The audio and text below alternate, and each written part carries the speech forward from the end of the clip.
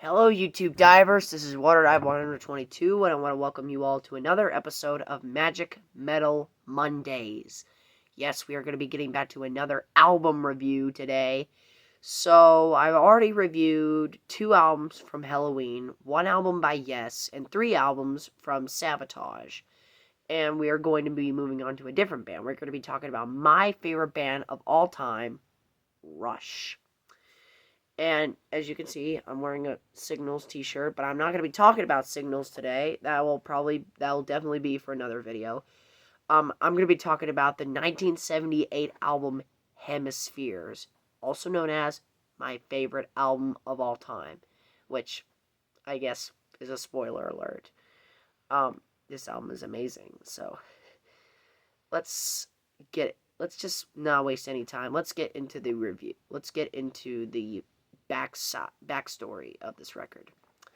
So at this point, Rush was on album number 6 in their career, and they had previously released A Farewell to Kings, which is also an amazing record from them. It's not my favorite Rush album, as I've already said, but it is still a freaking amazing record. From top to bottom, it is just great.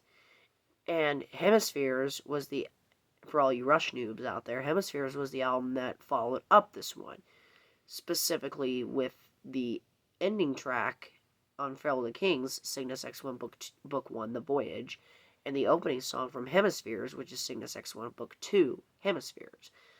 I'm gonna get to that little story in the review, or at least the book 2 in the review. So basically, what they wanted to do was that they wanted to continue, or at least for side 1 of Hemispheres, they wanted to continue the Cygnus story that they started on A Farewell to Kings. They wanted to do a sequel to that song, and Hemispheres opens up with that sequel. And that leads me to my album review. So as I've already mentioned, the opening track off of this album is Cygnus X1 Book 2 Hemispheres, and it is 18 minutes long, covering up the entire first side of vinyl, or first CD of or just, the first half of on the CD or cassette tape. I don't really know how that works. But with this song, it is not only an amazing sequel, it is possibly my favorite Rush song of all time. And I say possibly because depending on the mood, my favorite Rush song can interchange. Rush is one of those bands, probably the only band whose songs are interchangeable for me when it comes to my favorite. Like, I don't have an official favorite Rush song. They have a lot of great songs, as a lot of you know. But I will say that as of right now, Cygnus X1 Book 2 Hemispheres is my favorite Rush song. It is basically the song that introduced me to a whole new world of Rush, because a little bit of story time here. This is a true story, by the way. I first listened to this album when I was in preschool. Out of all time periods in my life, this album was introduced to me in preschool. And I've also said this on my Rush album rankings when I was talking about this record. I have never heard, up until that point, I never heard a man sing in a very high range. Because usually men sing in low to middle to low ranges, or vice versa. But of course, Geddy Lee sings high falsetto on this record, and all the albums that preceded this one, and some of the album and Permanent Waves as well. and a little bit on moving pictures, but if you know Rush, then you know. So basically what happens here is that Geddy Lee sings an extremely high range, and almost to the point where he back then I thought that he was a girl. I'm not joking when I say this, folks. I literally thought he was a girl. But of course he's not. He's freaking Geddy Lee. The best, in my opinion, the best bass player to have ever existed. And to have recorded in the studio. So, there you go. And he's also one heck of a vocalist. And he also plays keyboards. Bass, vocals, and keyboards. That has got to take some real talent right there. And in my opinion, Cygnus X1 Book 2, Hemispheres, is one of those songs which showcases Geddy Lee's talent abilities to the fullest extent. I mean, yes, it was also hinted a little bit on the previous album, Feral to Kings, with songs like Xanadu, where he's using like keyboard pedals, which he does whenever he's not, because it's impossible to play bass guitar, keyboards, and keyboards at the same time unless you have four hands. But Geddy Lee doesn't have four hands, as you all know. But yeah. So instead he uses pedals, and he plays them with his feet. And what can I say? That takes some serious talent right there. I mean, you all remember me in my Circumstances cover, which I'm going to get to in a second. I was playing bass and singing. But, and also using the keyboard as well. But I didn't have any pedals. It would be extremely difficult for me to sing, play the bass, and play the keyboard pedals. To me, there's not a lot of musicians out there that can do what Geddy Lee does. Play the bass, sing, and do keyboard pedals and keyboard work in general. I just can't think of any other musician who does that off the top of my head right now. So, kudos, Geddy Lee. So, and speaking of the bass guitar, my goodness, does Cygnus X1 Book 2 Hemispheres have amazing bass lines. All over, every single part of this song has amazing bass lines. You look at the Prelude section, you look at the Apollo Dionysus sections, you look at the Armageddon section, you look at the Cygnus section, and except for the Sphere, which is basically just like an acoustic duet between Alex Lifeson's guitar and Geddy Lee's vocals, which doesn't have any bass. But all the parts leading up to that, I challenge any bass player out there to see if they can at least try to play those bass lines on Hemispheres. Now, if you're a professional bassist, then you'll probably fly through it, no problem. But if you're like an intermediate or somewhat advanced bass player, definitely try to learn this song, because it is so freaking difficult, but it's fun to play at the same time. I absolutely love it. And then Alex Lifeson also has his fair share of phenomenal solos and guitar work on this record, on this song, and really on this record in general. And then, of course, Neil Peart, the greatest drummer ever, in my opinion. He's just, he's always good. He's always good. He doesn't have a bad drum fill. He doesn't have a bad, auxiliary moment. He doesn't have any bad moments with Rush. No bad moments. And he really starts to show off what he can do with his auxiliary parts on his drum kit, because on this album, I mean, basically on the previous album, he introduced like tubular bells, aka chimes, like the bell kit and wind chimes, and temple blocks and cowbells, things like that. But on this album, he adds like timpanis and gongs and you know stuff like that. He also included like triangles and like little splash cymbals. Well, then again, he's always had that. Um, but he really starts to expand his percussion abilities. Really, I mean, that kind of started on the previous album, Farewell to Kings, but really went in full swing on this record. And I like a little bit of variety in my music, so there's that. And even in the Cygnus section of Cygnus X1 Book 2, Hemispheres, they throw in some references from Book 1, which was off the previous album. Basically, it's the Cygnus part is where the main character from the previous song is traveling through the black hole, and he's remembering all these things, or at least from what I know, from what I've experienced listening to this song. I personally think that the references to Book 1 midway through the song is kind of like the main character doing like flashbacks to when he was on his way to the black hole. Of course, many Rush fans might have their own theories of how this could possibly happen. Like, why did they reference these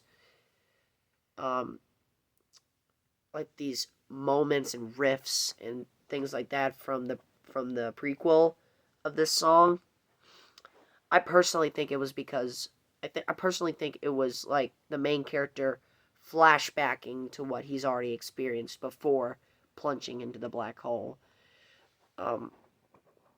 So yeah, have your own opinion about that, and write them down in the comments too, please, because I would definitely like to hear your theories.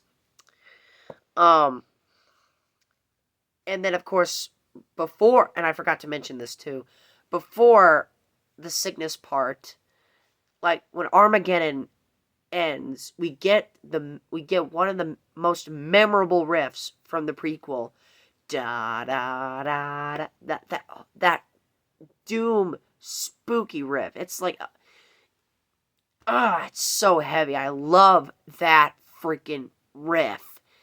It is just so heavy hitting every time, and every time you hear it, you're thinking, okay, I remember this. It's that memorable, or at least it is to me. Now, with all that out of the way, Cygnus X1 Book 2, Hemispheres, is without a doubt my favorite song on the album, my favorite Rush song, and possibly my favorite song, period. It's just that good. I absolutely love it. And I highly encourage anyone who's getting into Rush to please check out that song. Yes, it is 18 minutes long, but not a single second is wasted. It is a masterpiece. I love that song. Now, after all this talking about the first side, let's talk about the second side. So, the first song is Circumstances. The second side, first song is Circumstances. And yeah, that is a killer song. It's probably at the bottom when it comes to this album's totem pole, but it's still a freaking amazing track. And like with side 1, it has amazing bass lines, guitar lines, and drum fills all throughout the song. And of course, great vocal performances from Geddy Lee, and of course, great piano work. I mean, I'm not really the greatest piano player or keyboard player in general out there, but like any beginner pianists or keyboardists out there, give that song a listen. And midway through the song, there is like a keyboard riff that basically runs through the C major scale.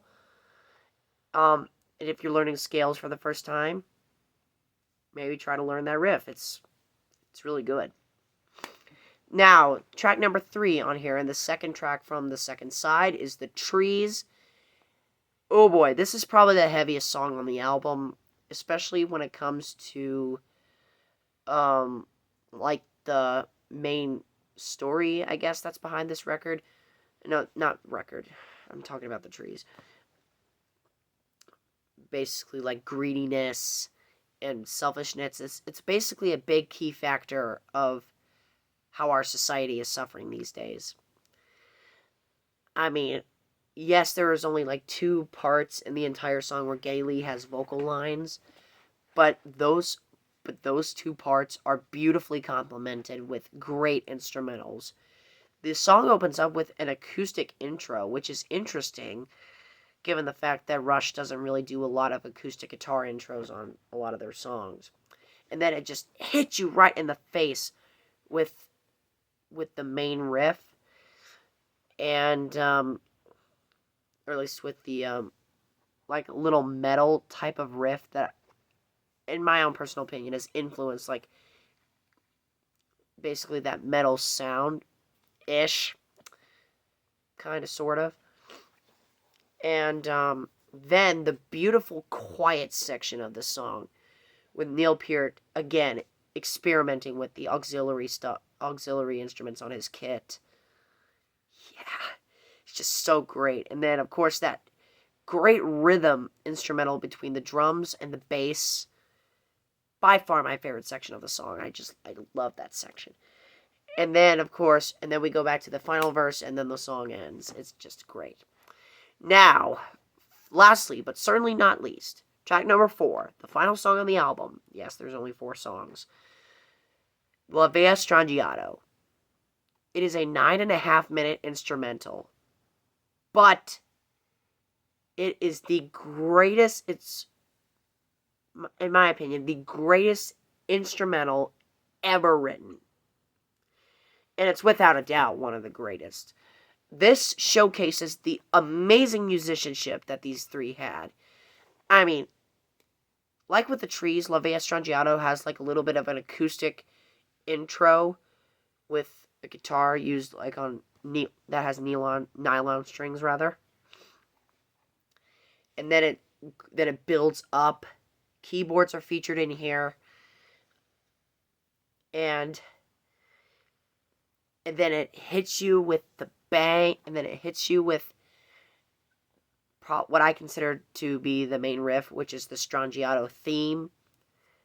I absolutely love that moment. And then, of course, we have volume pedal work by Alex Lifeson midway through the song, another quiet section. And then we have the Monsters theme. Woo! That is an amazing riff. I love the riff in the monster part. It's just great. And continuing on with the song, we basically get an amazing bass lick from Geddy Lee, and then we have some more like cool little instrumental parts where it's just 3 guys jamming, and then we have a reference to the Strangiato theme, and then we're back to the Monsters segment, and then we go back to the Strangiato theme, and then the song ends right there, and that ends off the album.